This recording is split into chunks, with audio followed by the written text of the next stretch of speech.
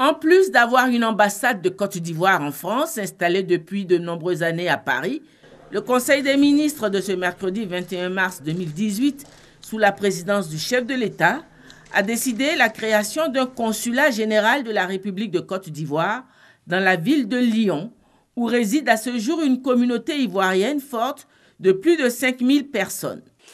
La création de ce consulat répond au besoin d'assurer une gestion plus efficace, plus rationnelle, plus proche de la diaspora ivoirienne en France.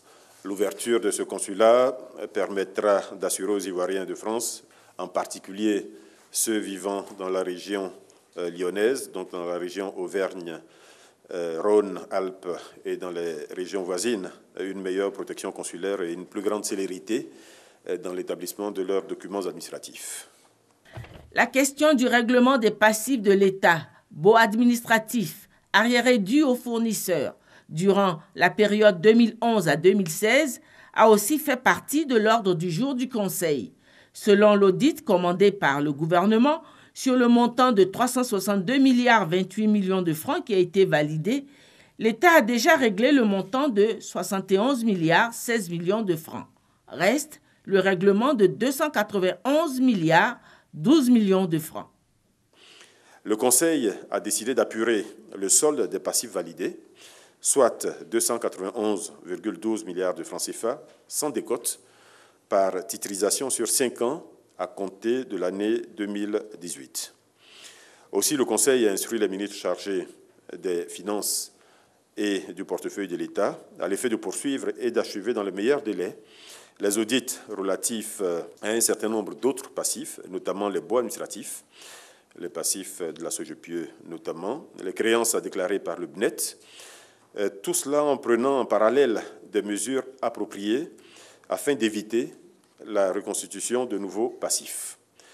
Le prix de l'électricité va-t-il subir une augmentation, comme le laisse entendre la rumeur? La réponse du porte-parole du gouvernement. Il n'y a pas d'augmentation du prix de l'électricité. En tout cas, pas à la date à laquelle nous nous trouvons aujourd'hui. Et aucune mesure de ce type n'a été discutée au niveau du gouvernement. Aucune mesure n'a été prise non plus. Donc nous ne savons pas d'où vient cette information. Le porte-parole du gouvernement est aussi revenu sur l'opération d'identification des abonnés de la téléphonie mobile actuellement en cours. La date limite est effectivement fixée au 31 mars. Donc le 31 mars, les personnes qui ne seront pas identifiées risquent malheureusement de se voir mises en restriction d'appel. C'est-à-dire qu'elles pourront continuer à recevoir des appels, mais elles ne pourront pas en émettre. À partir du 31 mars, ces personnes-là disposeront de 2 mois supplémentaires pour régulariser leur situation et garder ainsi leur compte.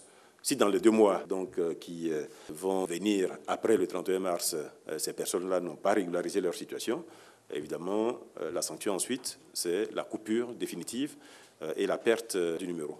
Il faut dire que cette opération a démarré depuis le mois de septembre. Nous savons qu'il y a des difficultés, mais en même temps, nous avons proposé des solutions par rapport à ces difficultés-là.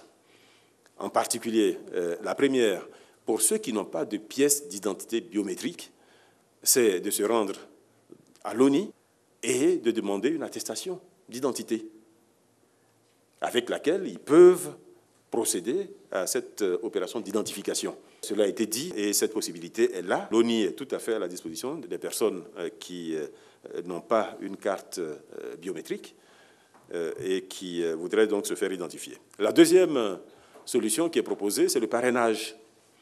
Vous n'avez pas une pièce biométrique, vous avez un cousin, un frère qui, lui, détient une pièce biométrique, vous allez ensemble faire l'opération d'identification et lui se portant garant, en quelque sorte, de vous. Il s'agit d'une opération qui est importante pour le pays. C'est une opération qui est importante pour notre sécurité à tous. Il n'y a pas d'autre intention derrière. Il s'agit de créer les conditions qui vont à la fois sécuriser l'État de Côte d'Ivoire, mais également sécuriser tous les utilisateurs aujourd'hui des services sur les réseaux et services de télécommunications.